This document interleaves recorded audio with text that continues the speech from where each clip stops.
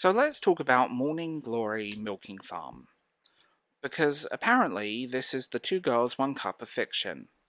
And if you're online in the early 2000s, if you were there for the battlefield that was early YouTube, if you survived stock sites, LimeWire viruses, and that one guy who tricked everyone into watching the Pain Olympics, then you know exactly the trauma checkpoint I'm talking about. Because reading this book felt like being 15 again, sitting at my friend's house and someone goes, "Hey bro, have you seen this video?" And suddenly you're watching something that's permanently etched into your brain chemistry. That's Morning Glory Milking Farm. Except now you're an adult, you're sober, and booktok has decided it's literature. Welcome to this episode of The Bald Book Geek. My name is Dove James. Like, sub, do the usual.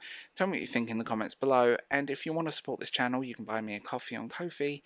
And there are options for Patreon, Substack, and YouTube memberships. I did this for you. I read this book for you. Let's talk about it. My biggest question is still the same. How do these authors know so much about the anatomy of other species? Like, what's the research process? Is there a textbook? Is there a farm internship? I don't want to know what happened on that internship. Did you wake up one day and sit down with your oat milk latte and think, yes, today I'm describing the milking habits of fictional bullmen in worrying detail? Because I swear some of these writers know things they really shouldn't know. I'm not saying people need to be on a watch list, but I am saying the RSPCA needs to be involved. Just to check on people's pets for welfare. Because yikes. That's a good word, yikes. And yes, I googled things I never want to Google again. So let's be honest, underneath the chaos, the horns, plural, the tail, and the gallons of things, this is just a hypercharged version of the same old fantasy. Someone stronger than you that wants to protect you. That's it. That's the core psychology. It's billionaire werewolf energy. It's giant monster man who can snap you like a breadstick but calls you kitten.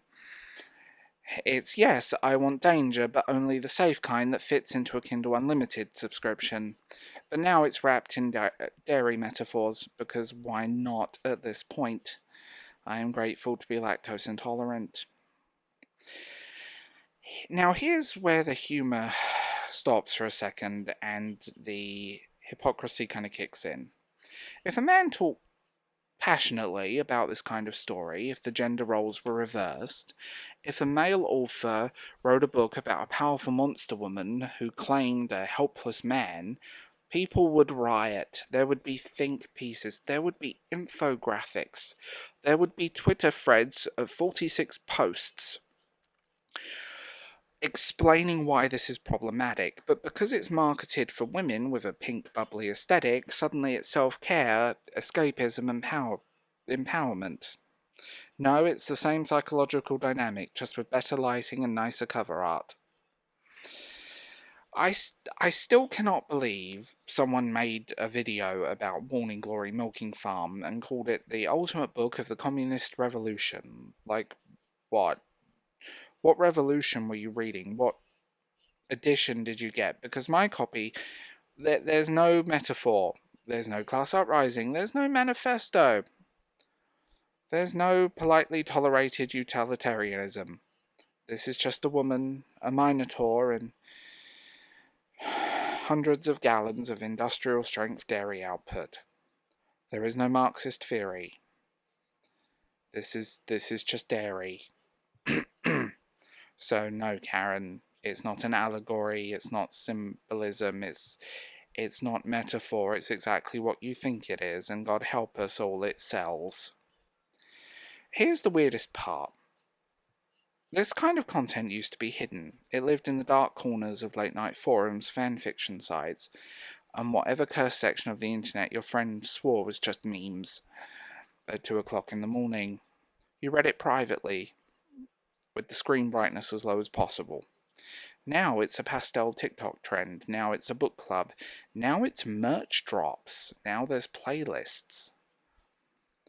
We took something that used to be whispered about and turned it into cozy autumn reading recommendations. Like, honey, this is not a pumpkin spice latte video. There are no vibes, there is only dairy. So, the question that I think people will ask is, so is it harmless? Here's where I land. Read whatever you want. Be weird. Have fun.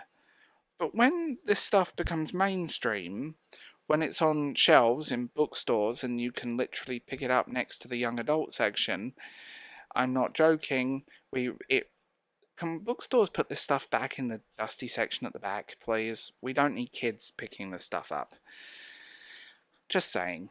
When it becomes a blueprint for romance, it does start messing with people and how they view relationships, because nobody talks about the fact that these books aren't just fantasies, they're a power fantasy.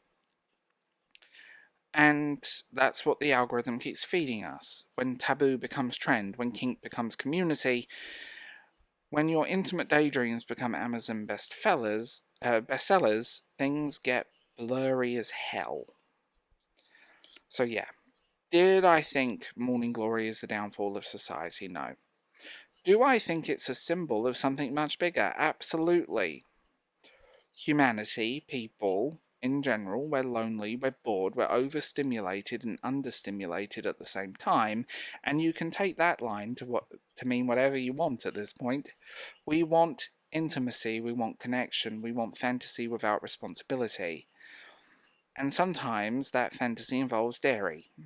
I will never look at a glass of milk in the same way. Now I have the scene from Family Guy going through my brain.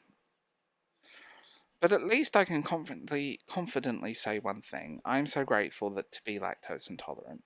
Because whatever this hell this book is selling, my digestive system cannot and will not and shall not participate. So I'm going to leave this one here. I want to know what you think, and I am so sorry to inflict this book on you. I am genuinely so sorry. I'll talk to you guys soon. Bye. Trauma. I can't believe I made this video.